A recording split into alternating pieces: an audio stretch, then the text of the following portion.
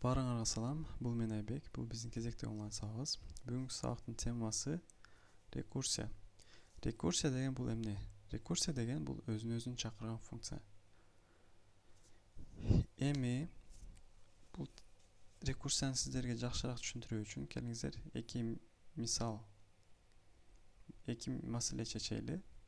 Мисалы бизге n деген сан берилсе, n'ден баштап 1ге чейинки сандарды чыгаруу. Албетте буну форманы жазып койсок болот, бирок форманы жазганыбыз бизге эч кандай пайда келтирбейт.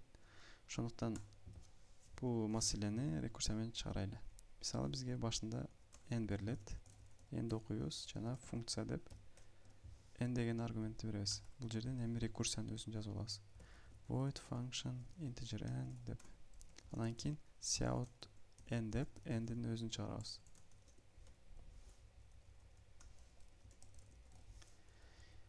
Бул жөнөкөй эле функция болуп калды, n'ди чыгарган. Эми рекурсияны кантип кылабыз?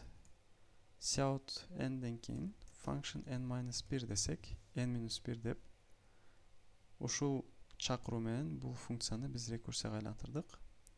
Бирок бул рекурсияда бир проблема бар. Ал кандай проблема десеңиздер, бул рекурсия чексизге чейин иштей берет. Азыр көрсөтөм кандай. Мисалы бул жерден n 3 катар берилген болсо, бул жака 3 келет дагы 3тү чыгарат. Кийин 3 бул жерге келип 2 болот дагы. 2 бул жерге келет 2. 2 бул жерге келгенден кийин 1 болуп, бул жак келет дагы 1. Кийин 1 айланып тегеренип дагы ошентип 0 -1 деп минус чексизге чейин кете берет. Ошондуктан эмне болот? Операционный системабыз айтат, бизде ресурстарыбыз калбады. Ошондуктан бул программаны жабыш керек деп жаап коет. Андай проблемалар болбош үчүн эмне кылышыбыз керек? Шарттуу оператор менен биз рекурсияны чектеп коюшубуз керек. Эгер n 0дөн кичүү же барабар болсо, программаны, башкача айтканда рекурсияны токтот деп. Эми бул кантип иштейт, эми көрсөтөбүз.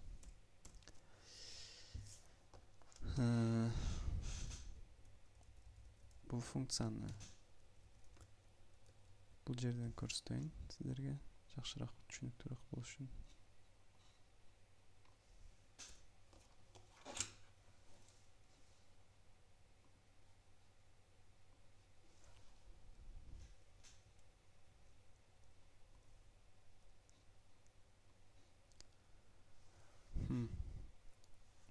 Мисалы бул жерге function 3 десек, бул жерге келет дагы текшерет 0дөн чоң, ошондуктан кирбейт.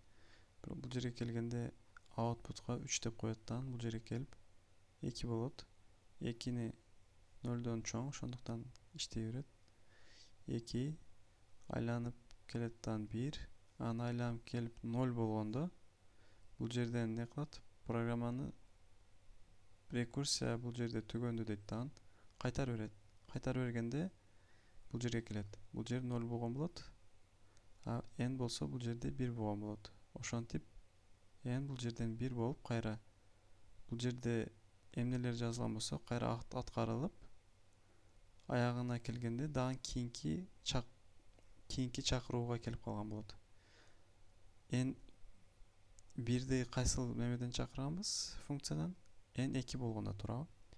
Ошол кайра 2 болуп келет n. Кийин кайра аткарылат бул жердегилер. Кийин кайра 2 каяктан келген? 3төн келген. Жана 3 каяктан келген? Бул жактан келген. Ошентип аягында бул жакка келип функция түгөйт. Келиңиздер эми бул рекурсиябызды текшерип көрөбүз тесттерге. Туура иштейби же иштебейби? Азыр эми көрөбүз. Мисалы өзүңүздөр көргөндөй тесттер иштеди. Мисалы 5 десек, 5, 4, 3, 2, 1 деш керек. Иштетип көрөбүз. Өзүңүздөр көргөндөй бардык тесттер өттү. 5 десек, 5тен 1ге чейинки сандардын баарын чыгарды.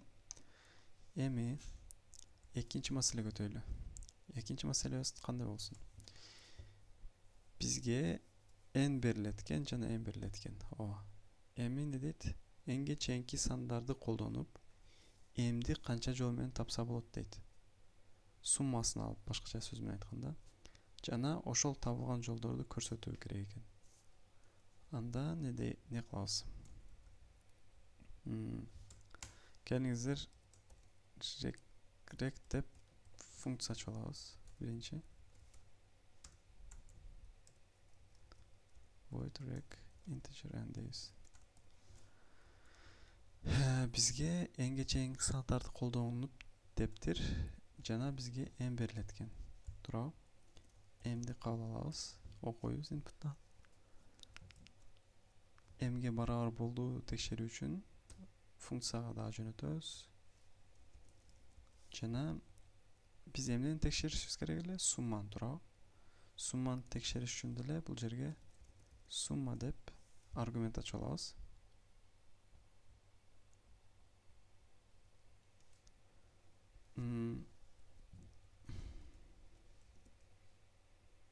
Аргумент ачып алдык summa деп.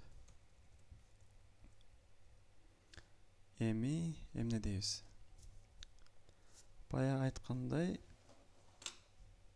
биринчи логикасын жазып алайлы, бизге оңойраак, ыңгайлуураак болуш үчүн. Биринчи эмне кылабыз? Бирден баштап энге чейинки сандарды for менен текшерип көрөбүз жана рекурсияны for'дун ичинде кайра чакырып көрөбүз. N'ди билебиз, M'ди билебиз жана summa неге барабар болуш керек? Кийинки summa бул жакка келгенде summa плюс I болуш керек. Эми не болот?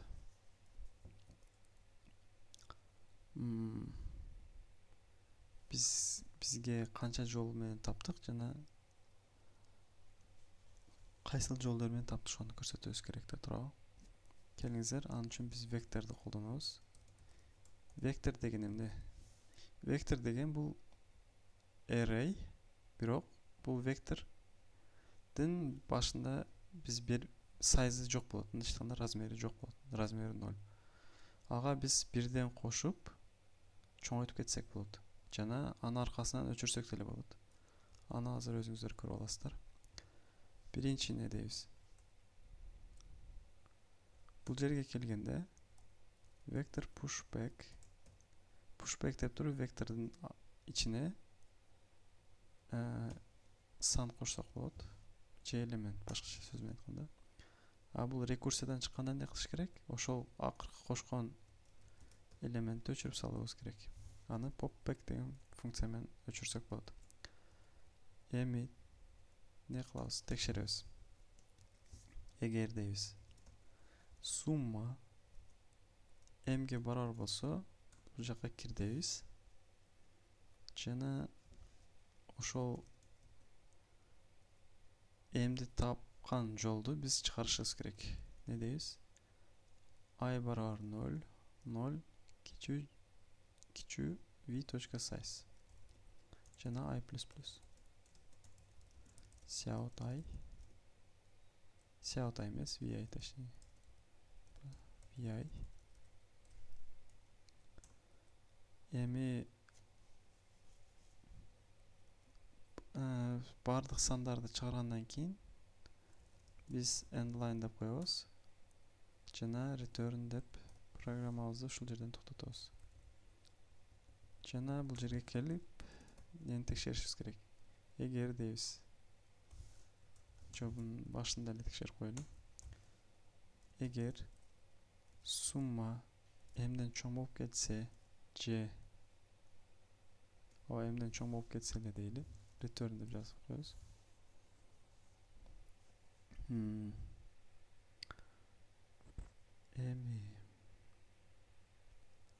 Эми текшерип көрөлү.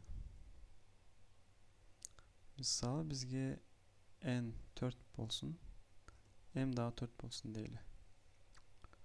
Бизде канча жол бар экенин билбейм. Ошондуктан жөн эле 0 деп коеюн. Себеби бизге өзү таап берет. Көрүп алсак болот. Анда программабызды иштетип көрөлү. Бизге канча жолу m'ди тапты ошону деле чыгарып коелу. Мисалы count 0 деп туруп, бул жерге келгенде count ++ деп койсун. Жана эң аягында бул жерден Siyat kant dep çağırып koyabыз. Эми иштетип көрөлү. İşte ekan ko'ramiz. O өзүңүздөр көргөндөй эле бирге чейинки бирге дейм да. Энге чейинки сандарты колдонулган. Баары 1. Бул жерде 1 1 2 1 2 1 1 3 2 1 1. Өзүңүздөр көргөндөй эле бирге чейинки сандарты колдонуп эмди тапты турабы. Demek biz maseleni çeşdik. Şu men bugünkü sabagыбыз аяктады desek болот. Эгер суроолоруңуздар болсо, комментарийде жазып калтырсаңыздар болот. Жана эгер чыгарыңыз келген суроо болуп, бирок чыгара албай жаткан болсоңуз, анда эле комментарийге жазып калтырсаңыздар, мен убактым болгондо ал суроону көрүп, окуп, чыгарып көрсөткөнгө аракет кылам. Анда эмесе кийинки сабакта көрүшкөнчө баарыңыздар менен коштошобуз.